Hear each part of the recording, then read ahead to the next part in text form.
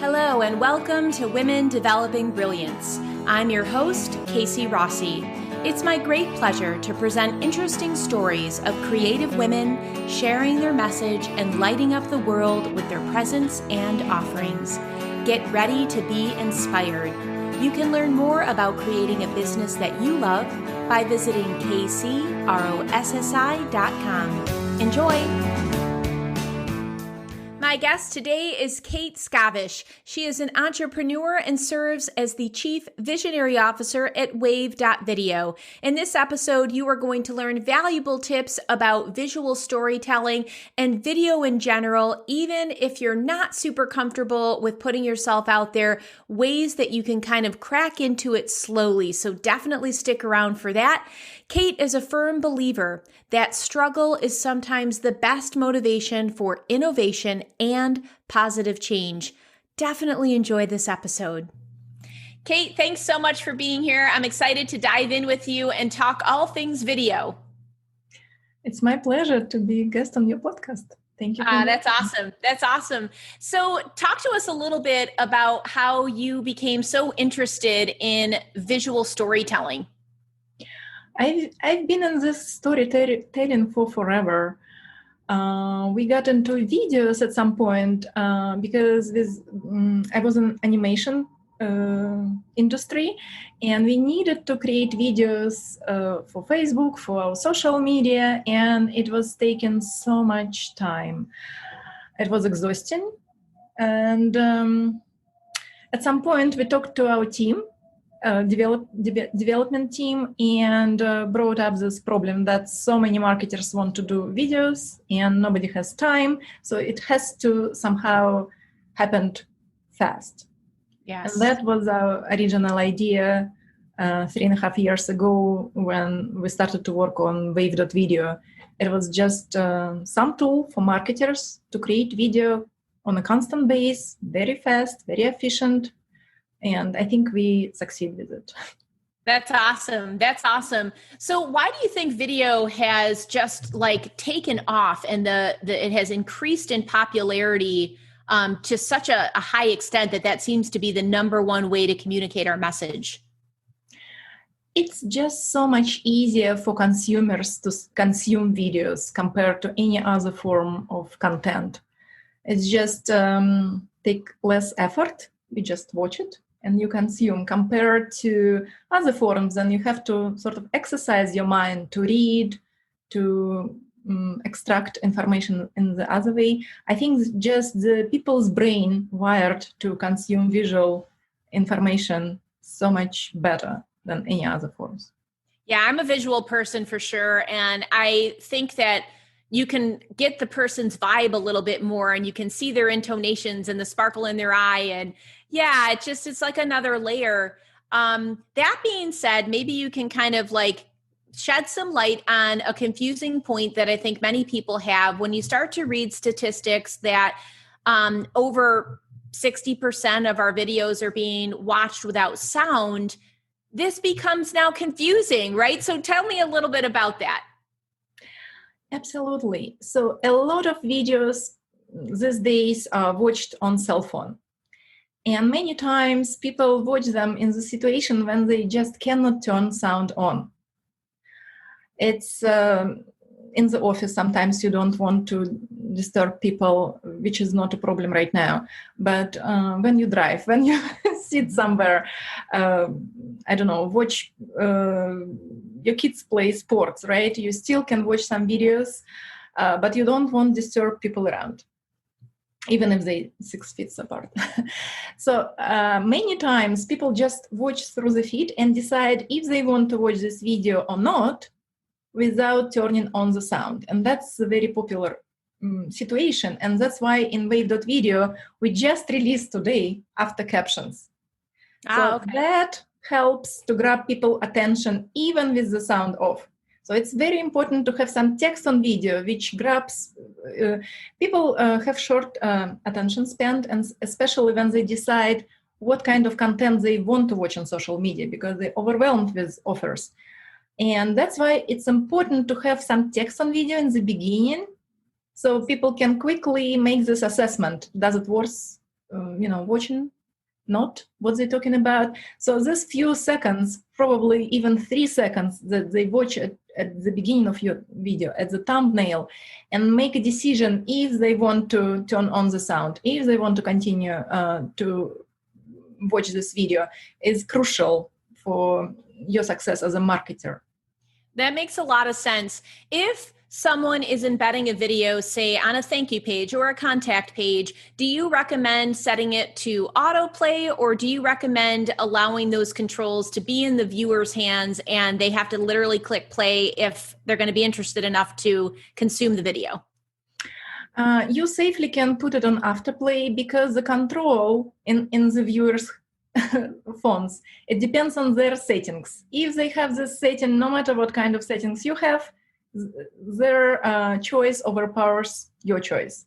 So if I set my phone on afterplay, fine. But if I don't do it, I'm in control of my phone. Unfortunately, not the marketer. Yeah. Unfortunately, depends which side you look at.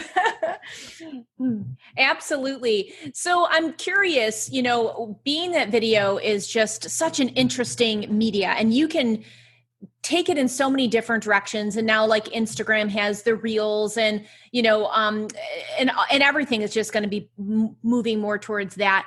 I'm interested in your experience between something that's really curated and beautiful and looks professional, and something that is just like off the cuff. You just press play on your phone and it's that very authentic setting. Talk to me about the benefits, maybe the pros and cons of each of those arenas. Right, absolutely. We suggest to have both in your marketing mix. It depends on the audience and depend on a type of content. For example, stories, they can be less curated. And we just released a big study with Social Insider together about stories, and big brands which have like more than 1,100 followers do like 4 stories a day, which nice. Is unbelievable. Yes. A lot. And then the engagement goes up with the number of stories. So it's really interesting dynamic. And stories can be less curated. Again, it depends on the size of your team, on type of your audience, but people mostly actually like this type of uncurated videos in your mix, and sometimes it brings more engagement than carefully crafted ads or other type of videos. So people really go in for this trust and this genuine content. Yeah, absolutely. Mm-hmm. That's so very interesting about the 4 stories stat. And I'm wondering if listeners are saying like, what the heck should I post in my stories? What would you offer as words of wisdom for people that are like, I want to start incorporating more stories and more videos, but what kind of content should I share? Well, you should think about your audience, and you should plan the mix in your content ahead of time. So it's very important for videos to have general strategy. It helps to deliver your content consistently and keep the attention of the audience.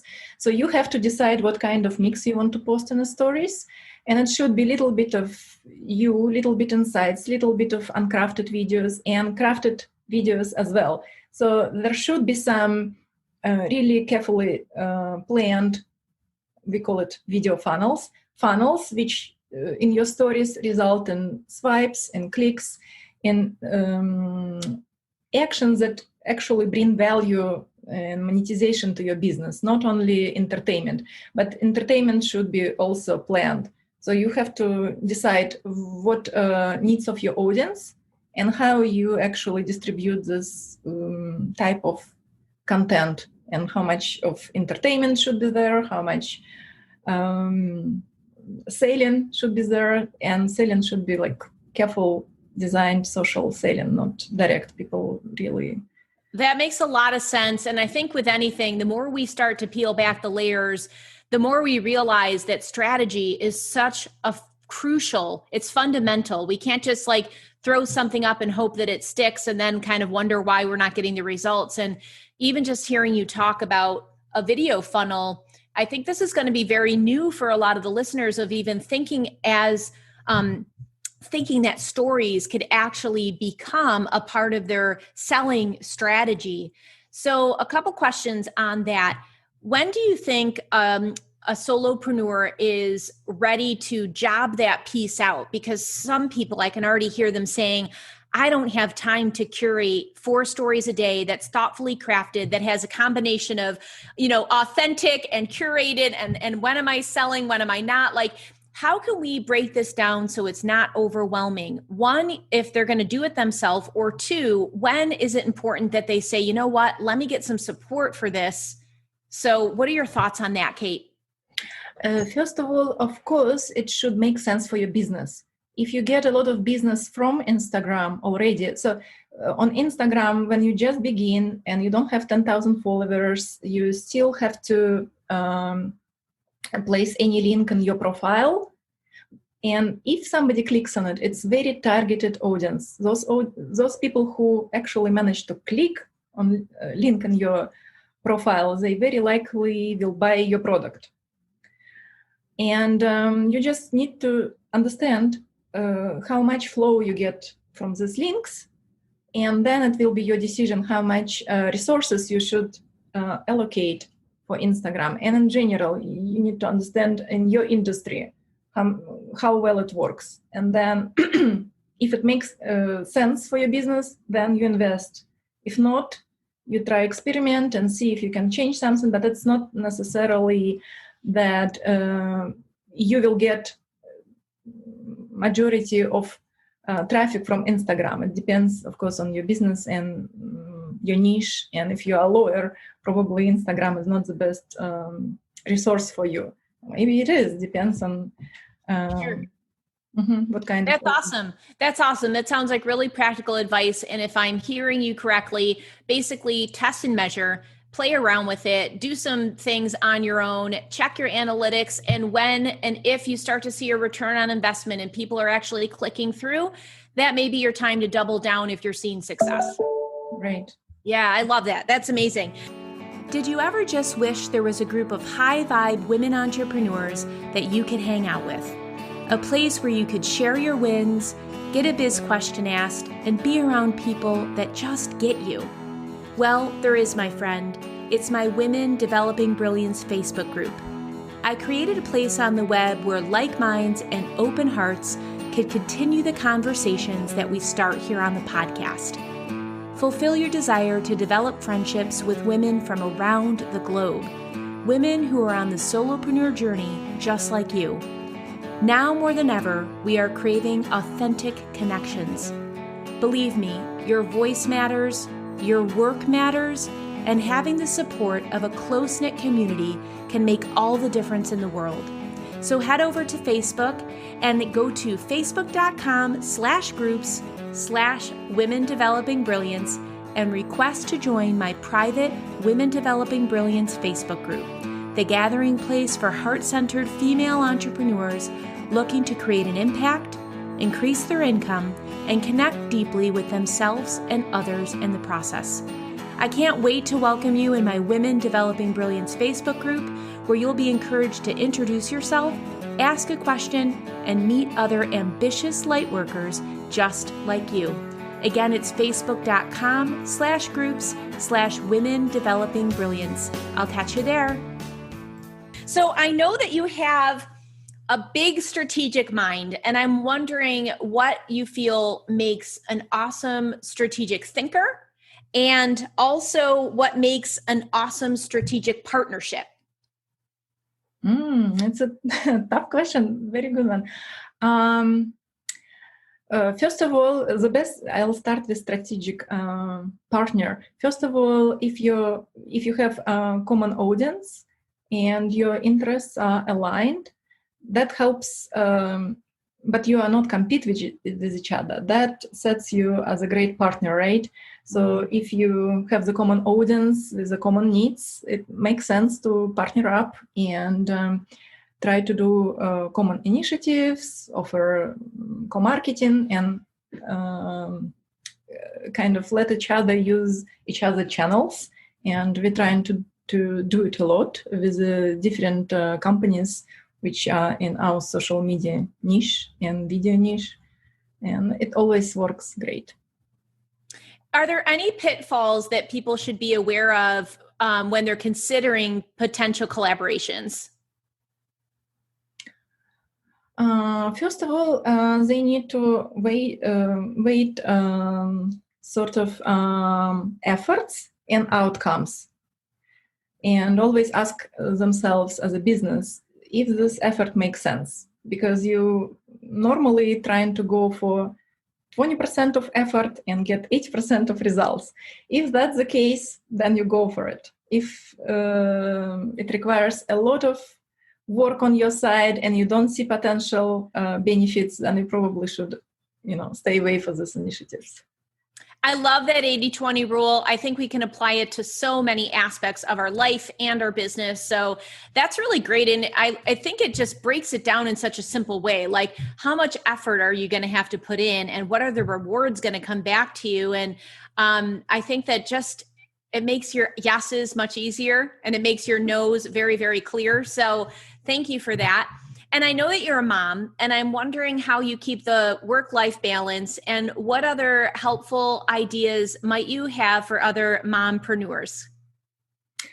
Well, it's very, very tough to keep this life-work balance when you have your own business, because it's sort of addictive. You think, okay, I'll spend a little bit more time on business and the reward will come. But the same goes for kids.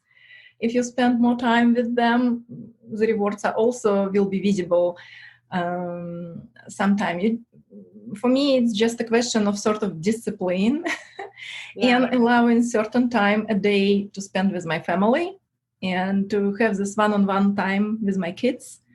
And it should be sort of strategical plan. Yes, I want to spend some time every day. And sometimes it doesn't work, but then you have to bring more attention to your children next day and compensate that for the time that you wasn't available for them. Yeah, absolutely. It's a balancing act, no doubt. And I think that we're all trying to strike that happy medium. Do you work on the weekends, or is that part of the time that you block off for family and kids? I usually do some work on the weekends, but I think about it as an investment in a time that I can spend during the week later on, which I take away from my work. So sometimes it makes sense for me to do something over the weekend so I can spend some time with my kids on a regular day. But again, there are some weekends when I don't take computer with me and we just spend quality time together. And I think it's also important to have this sort of mix.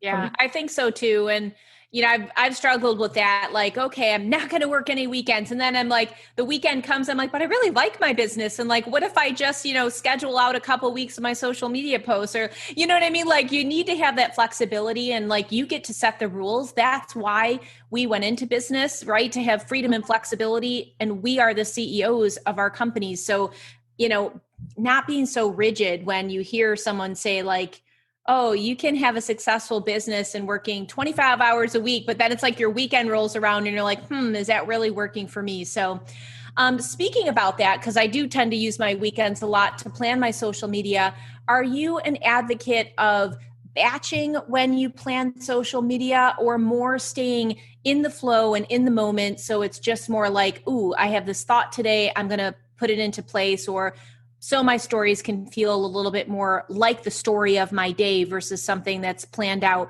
What do you like to do? I do a little bit of both. First of all, I think it's very important to have strategic understanding of your content mix and what you do in terms of content. And then if you have this energy and flow on certain day, of course, you might want to do some extra content, which you can publish later. So I think going with the flow and strategic planning together, they bring the best results for me. But again, I guess it could vary for different people or different brands. But I have also a team who helps.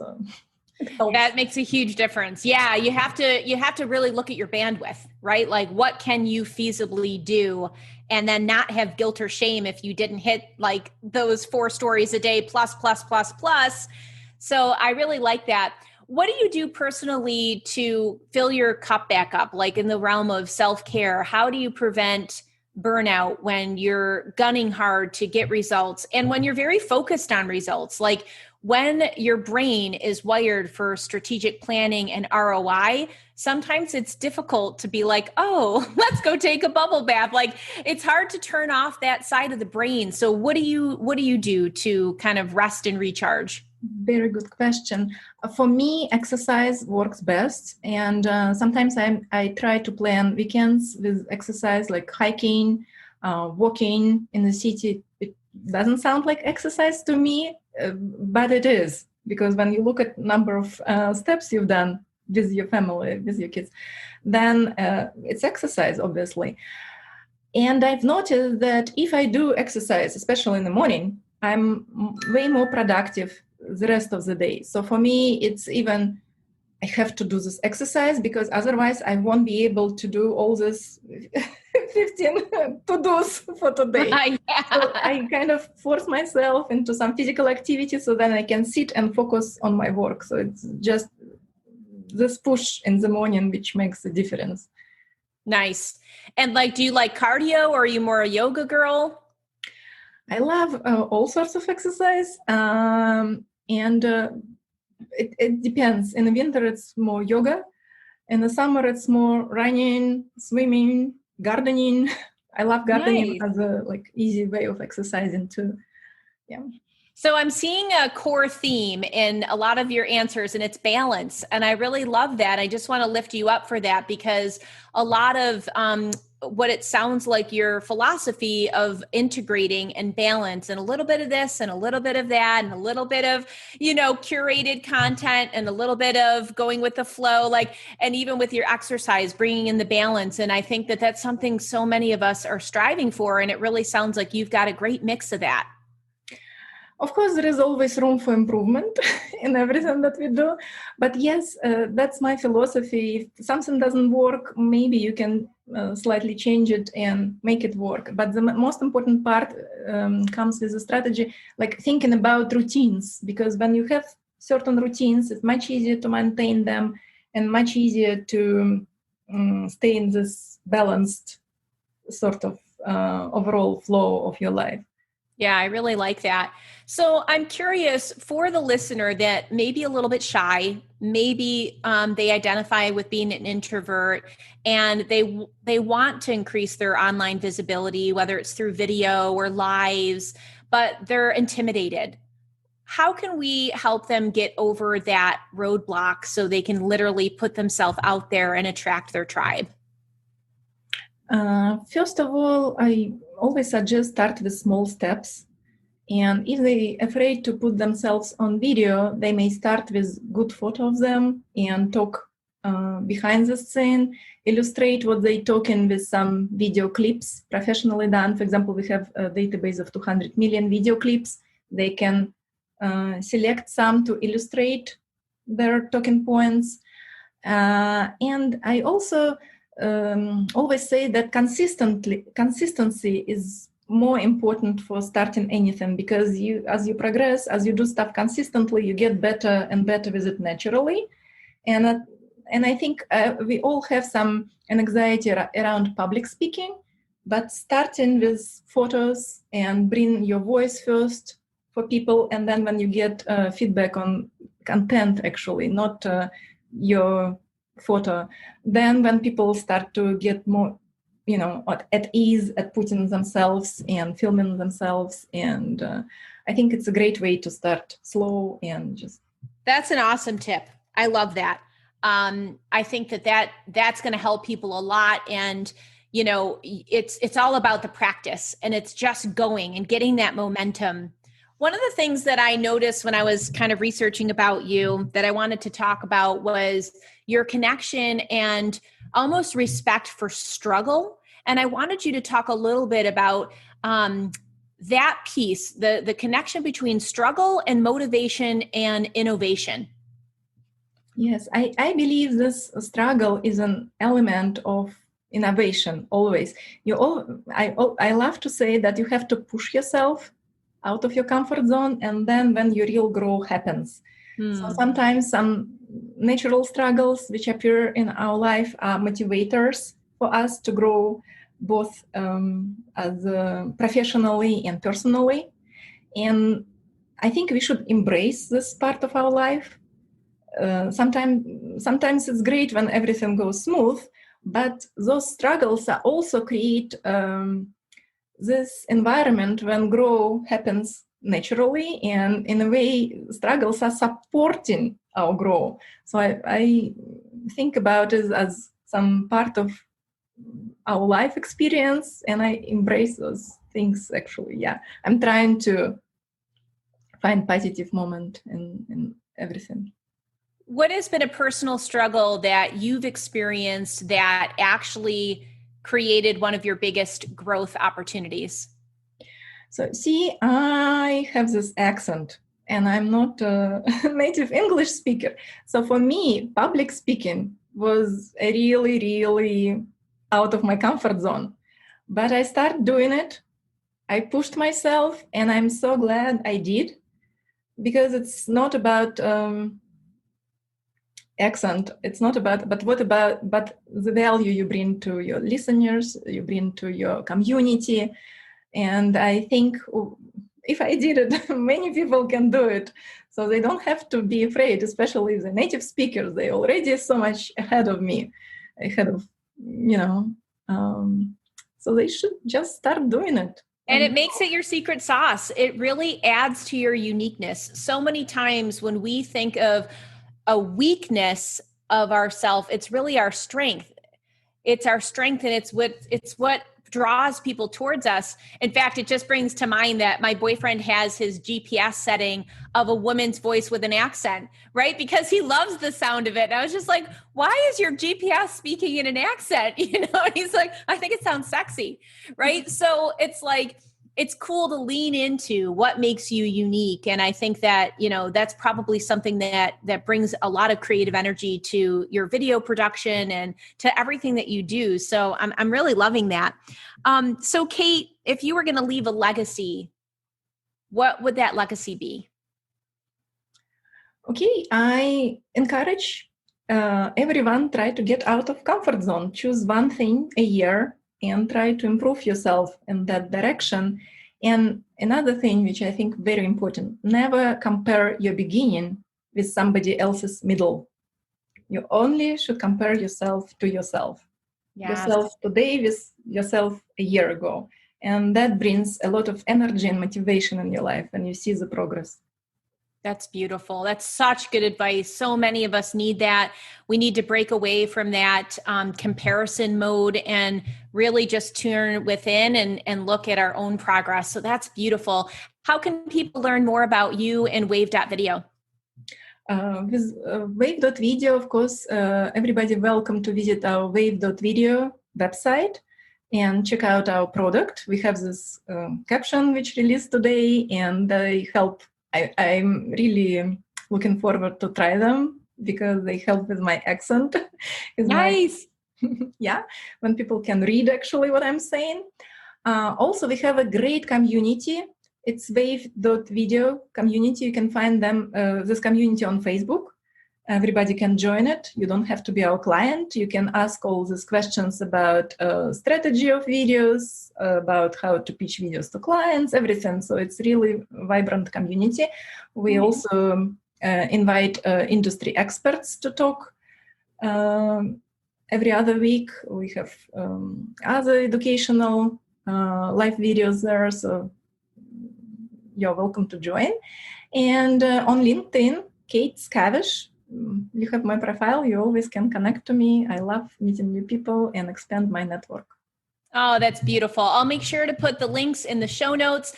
You've given us so many valuable tips, and I really hope that people start embracing video. It is a fabulous, fabulous form of marketing, and it really will grow your audience exponentially. So to bust out of the comfort zone and little by little, day by day, that's what I always say. And it just, then you start to see some big results. So thank you so much for being here, Kate, and for sharing your wisdom. And I'm looking forward to connecting with you again. Thank you, Casey. It was a real pleasure to talk to you today. You too. Thank you. Thank you. I hope you enjoyed today's episode on women developing brilliance. If so, head on over to Apple iTunes and subscribe to this podcast. And I'd be grateful if you could leave a review or a rating so more people can benefit from these inspirational stories about the solopreneur journey. Thank you.